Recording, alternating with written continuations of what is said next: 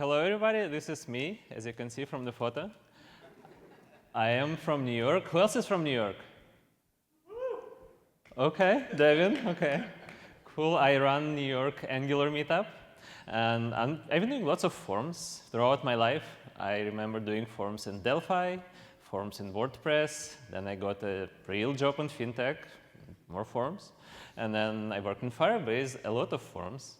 And then just for a change of scenery, I joined Angular. Well, guess what? More forums. Right? So I've been working on forums for the last year. It's been super exciting. I'm very happy. Please take a photo throughout and send to my LinkedIn. I love photos. This talk has a sponsor.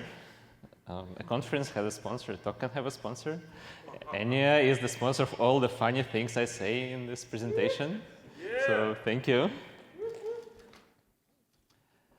And it wasn't just me who was working on the forums, it's the whole team. So me, Leon, Alex, and Miles. We might look a little bit scary. In reality, we look like this, of course. Absolutely real photo. And yeah, Angular developers love signals. I took it from Alex's slides. Do you love signals? Okay, a little bit love signals, okay. And Angular developers love forms, yes? Yeah. Maybe, okay. But forms love signals, right? We have signals in many places, but not in forms yet, so the time had come. Now we have signals in forms. And the way we do it is there are template forms, there are reactive forms, and this is a TypeScript type, because I've done too much TypeScript typing recently. But we take the best part of template forms, the best part of reactive forms, and we add signals, and we get amazing, hopefully, forms. And there are some design goals we had to keep in mind, because forms are kind of complex, right? We wanted to scale smoothly, and also wanted to synchronize effortlessly signals. We want reactivity to be there, and want to connect to the rich ecosystem, because there are lots of other ways of doing forms which people also might want to use. We want forms to be composable, and interop with existing forms. And we don't want boilerplate, and we don't want who loves CVA? Okay, get out. And then translations, it should be AI-friendly, easy DX. There are lots of things. It should be testable. And the clicker is not fast enough for me to show all those things. But yeah, okay, here you go. Yeah, I want all of it, right? But it's not easy. And I would like to thank my next sponsor, which is Minko, because he's a sponsor of this trade-off axis, right? And just some of the things I'm talking about is, oh, I think I have to point at my laptop. Here you go. So do you want forms to be imperative or declarative? And I think declarative is the way to go. But now you cannot do things like, oh, I created my form, and then sometime later I want to add a validator, or I want to remove some controls. You cannot do it anymore if it's declarative. We have to find the right balance. Or if we get to choose between who owns the form data. Because in reactive forms, the forms own the data. And we don't really want to deal with that. So in our case, actually, developers should own the data, and this thing is incorrect. Should the forms be sync or async? Signals are synchronous, but we want asynchronous validation. We won't have debounced input. So is it how do we even deal with that? It's not trivial. Do we want to be more like reactive forms? Do we want to be more like template forms? Have to be the right balance. So meet signal forms. Let me show you what we've been working on. And first of all, it's very, very experimental. Mark already complained about it. As he was typing his presentation, we changed something and it stopped working, which I thought was hilarious. Yeah, so we're going to build a ship robbery feedback form. So if we rob your ship, then we want to receive your feedback so we can do better next time.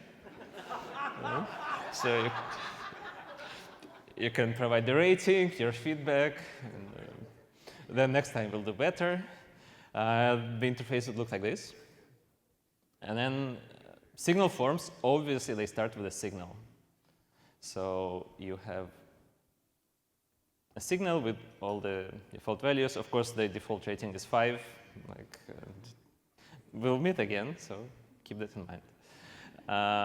And then in the component, you create the signal. Let me do something real quick. I have some surprise slides maybe later, so OK. And then you take this signal, and then you put it in a form. And it used to be like just a circle, and now it has like all the energy. Yeah. All right, cool. The form you import from Angular/form/signals. And everything you will see, I'm not going to talk about imports anymore. You just import it from the same thing, so you don't have to worry about that. So what does form give us? It replicates the structure of our signal. So if our signal has a name, then form has a name. You can run this name as a function, and then you can get different things. You can use the value, which is a signal. You can check if it's valid. You can check what the errors are. Essentially, what you could do in reactive forms, you could do here. And yeah, it has the same structure as your signal. So this is already a form. Remember reactive forms where you would have to create, like for every single thing, you would have to create a form control and like a form group and nest it all together. There was a lot of boilerplate. We don't have that anymore. It's pretty cool. Woo! OK. I'm super happy about that. And then the way it would look in the template is, it's kind of similar to what we used to have. We take a field, we import it, and then we just use this field directive, which actually has a support from a compiler. It does type checking pretty well. And you just bind it to your input, or you can also bind it to custom components, which I'll show a bit later. And yeah, just to like the name and the email are coming from form. I think that's pretty self-explanatory. Now we want to add some validation. Right? So the way we do it is we provide a second argument, which is a function. A function takes something which we call path. So path also replicates the structure of your signal data. And this function only runs once, and this is where you'll put all your rules. And then on the path, you can get email, but it's not a form. You cannot take the value. You cannot check if something is valid. This is just to show the structure of your form. And the way you would use it is you would go something along lengths. Email is required. And that's it. Right? Or if you want to provide a custom message, you provide the message. And if you want to check if something is email, we have a built-in validator for that. You just say email p.email. We have built-in validators. They're the same as in reactive forms, so one thing super interesting there. We're considering adding more. There was an issue. And you can obviously create custom validators. So for example, here, we're also going to validate email. And then the way you do it is you also take a callback. And in this callback, you have an object which we call context, which has different things. But in our case, we care about the value of the email. And in this case, if it ends with yahoo.com, like even for pirates, it's a little bit too much. So we show an error here. And the way we do it is just custom errors, and we show a message. Right? I have a PR. It's not ready yet, but it should be able to just return plain objects, no custom errors. That would be a nice improvement. And also, there is no more nulls. Before, it used to be nulls. Now it's undefined, which I think is nicer. Yeah. And if you do want to have some cross-field logic, for example, in our case, we have two passwords, confirm password. You want to validate that. You start the same way you would. You have a confirm password. And then you take the value. And you also get a thing called value of. So what value of does, it can take any path, and it turns it into a field. So in our case, we get the value of password, and we compare it to the value of confirmation password. And if it's not the same, then we return an error. There are also field of and state of, so you can get like any field, play with the structure, do more dynamic things if you wanted to. In our case, we're going to disable feedback. if the rating is less than 4, because who does that? So we just say like go and fix the rating. And that's pretty cool. So we have, who remembers reactive forms had like, if true, then we disable the control, otherwise we enable the control. That was bad. I did not like that. So now we just have a disabled rule and it just works. Super nice. And another cool feature. Woo! Okay. Are people taking photos of me and sending me on LinkedIn? Okay. Another cool feature with disabled is you can return a reason. We've heard that for accessibility reason, often it's really important for people, and not just accessibility, like you disable a field and like, why is it disabled? I have no idea. So now you can return a string in disabled, and then you can use it to display in a pop-up or something, so people know why something is actually disabled. And I think it's the last thing, custom form controls. So we're going to have a star rating. And this is provided by ChatGPT, but like that's probably the first time I laughed from what LLM said. I thought it was very funny. Like the too few insults and not enough RAM. Yeah, but you can rate the robbery. And how would we do it in pure Angular, which is like if we didn't have a form and we want to create a component, and we basically bind some signals, right? So we bind the value, and we bind disabled, maybe we bind something else, maybe some kind of errors if we have them.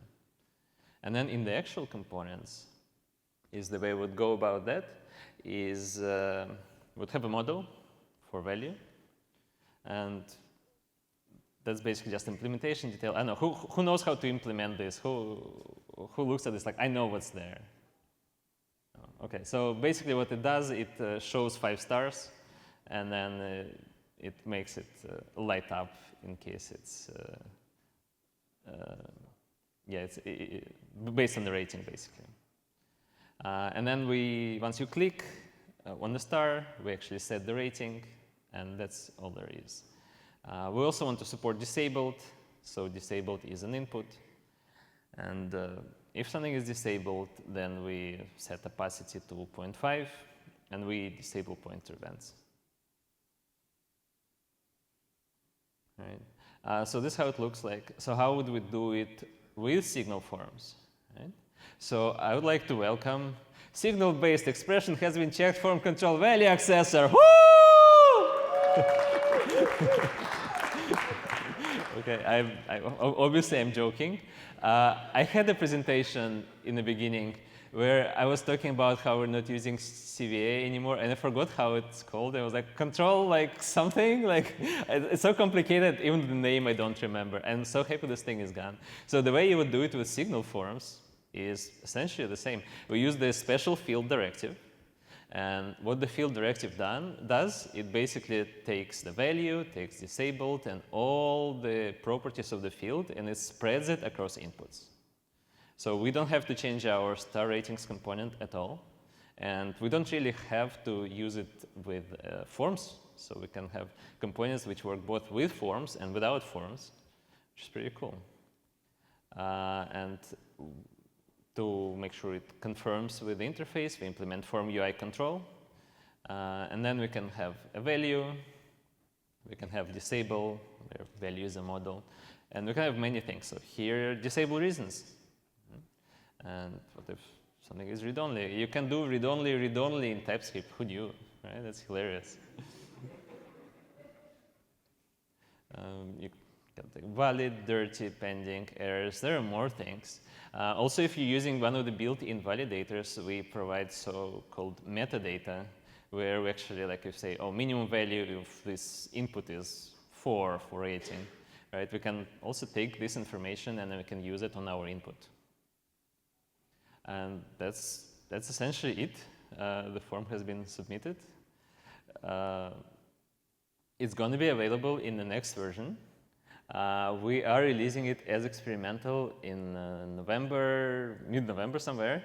Just follow the releases. But you can already play in Staglitz with this. So if you want to take a photo, you just go stackblitz.com/edits/signal-forms.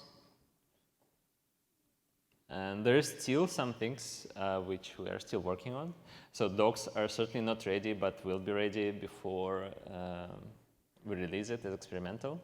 Async validation, I think it's there. I see many ways of how to make it better. We just agreed on how we want to do debouncing. Debouncing with signals is like so not trivial because signals are essentially synchronous, right? And then we want something which is synchronous to happen in a non-synchronous way. Had lots of discussions about that. Finally, we know how to want to do that. We have to implement it. Interoperability is something I'm working on. And please come talk to me if you have thoughts on how would you like to do this. Currently, what we're looking into is we can have a reactive form inside the signal form. We can have a signal form inside of reactive form.